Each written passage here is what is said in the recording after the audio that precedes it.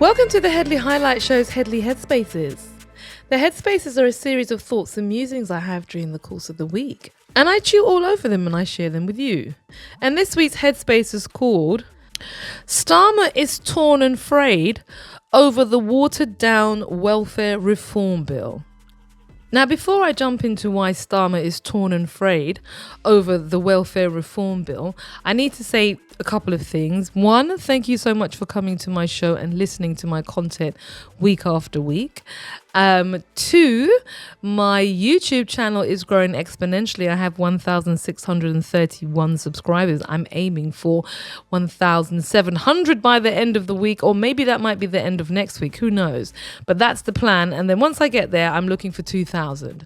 So if you are able to, jump over to my YouTube channel, click the subscribe button and choose all, and you'll be updated of anything I post, which of course, darling, will be fabulous for both of us. You can also go to my website, which is denisehedley.com, where you can make a donation for the price of wings and chips for this marvellous content, which I think is rather cheap actually for what one is receiving, but then I am somewhat biased. So let me jump into my thoughts this week in relation to why Keir Starmer is torn and frayed, and he's torn and frayed over the welfare reform bill. So basically, the welfare reform bill was part of his flagship suite of policies that was going to make the country fairer, target help to those individuals who need it most, help Miss Reeves, Rachel from accounts, to balance her books, and also to reduce government expenditure by 2030. So he forecast, or should I say Miss Reeves forecast, that 5 billion annually would be saved by 2030 with the recommendations to cuts to disability benefits. Now this watered down bill comes amidst the government under Keir Starmer not looking at a wealth tax and also using the public purse to bail out Thames Water.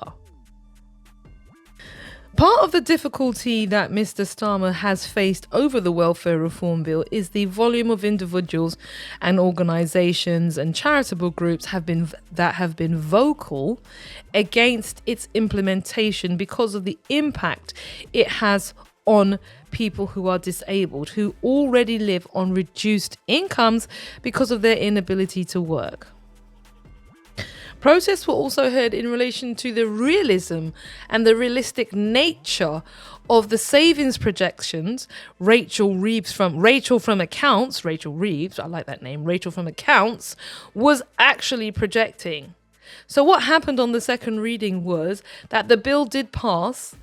49 Labour MPs did vote against it, and there were 40 abstentions. So they needed basically to rely on everybody else in the chamber other than their own people. So that's Starmer's most significant revolt, backbench revolt, since he's been in office, bearing in mind he hasn't even been in a year, people. No, I think he's a year. Yes, I think he's just coming up to 12 months. Given that Rachel from accounts and him have been parroting that there is a considerable deficit, an abyss, I'm not using the colloquial term for it, but there is an abyss in terms of how much money is needed. She needs to go back to the drawing board, doesn't she? I mean, I thought it was quite interesting today at Prime Minister's Questions, where Kemi Badenoch, the leader of the Conservative Party, said, "Oh, Mr. Starmer, is Rachel Reeves, Rachel from accounts, is she going to be in the next reshuffle?" And he basically said she's done a great job. That means my girl is toast, and that was possibly why she was shedding a tear on the green benches when he was getting up and pontificating from the dispatch box today. Even though the Prime Minister conceded, that's why I said he was torn and frayed. It's a line taken from the Rolling Stones, one of my mum's more favourite bands. I've heard quite a lot of their songs a number of times, Torn and Frayed being one of them. Even though he was torn and frayed, he had to make the concessions and still faced effectively 89 of his MPs not supporting what was on the order paper.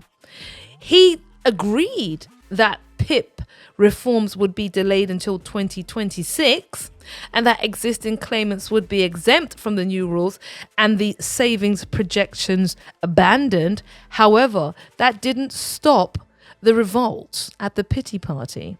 And I'm telling you why. Oh, should I say I'm telling you why? That's a little bit forceful. Let me tell you, or let me say why I think that's the case.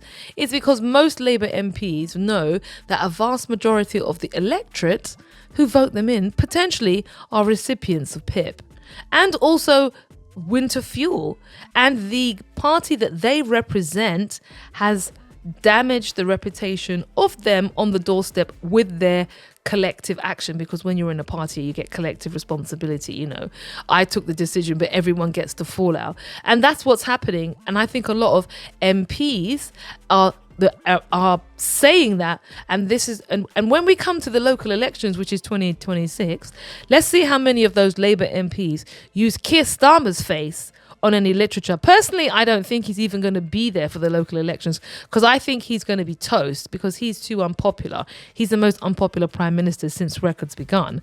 So I don't think he's going to last. And who wants that on your leaflet, your In Touch leaflet that hits the mat, his face? I mean, you know, that's not even going in the recycling. He'll just get kicked out the front door for some stray feline to probably, you know, use as bedding.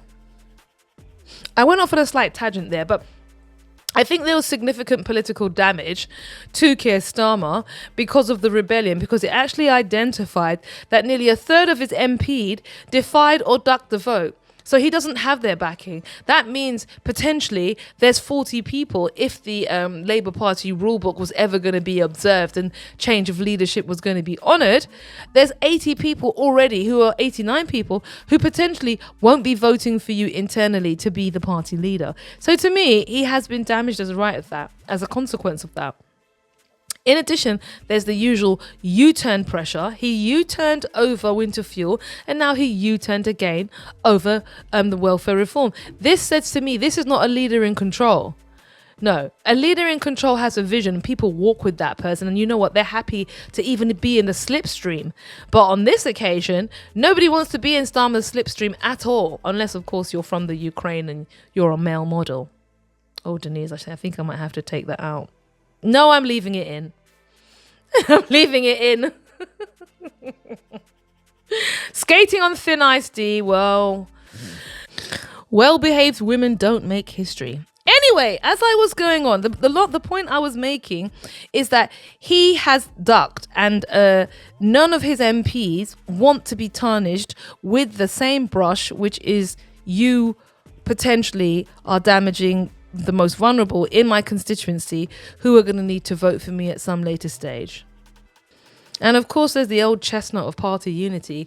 Clearly, that's not working in relation to the welfare reform bill. I mean, the same dichotomy between the left and right of the Labour Party are still there. You've got those who are more concerned with socialist ideas, and then you've got those who wouldn't go amiss in standing for reform.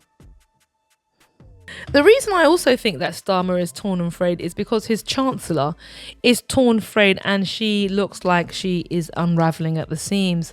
I mean, she was crying on the green benches today. Some of the commentators said it was a personal matter, but sometimes when you're depressed, I know that, and you try and talk, you just cry.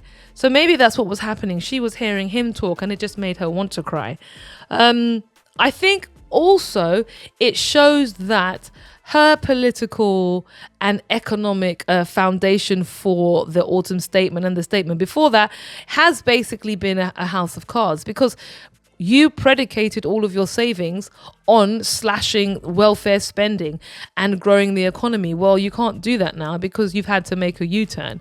So is the money coming from tax rises? Is it coming from a wealth tax?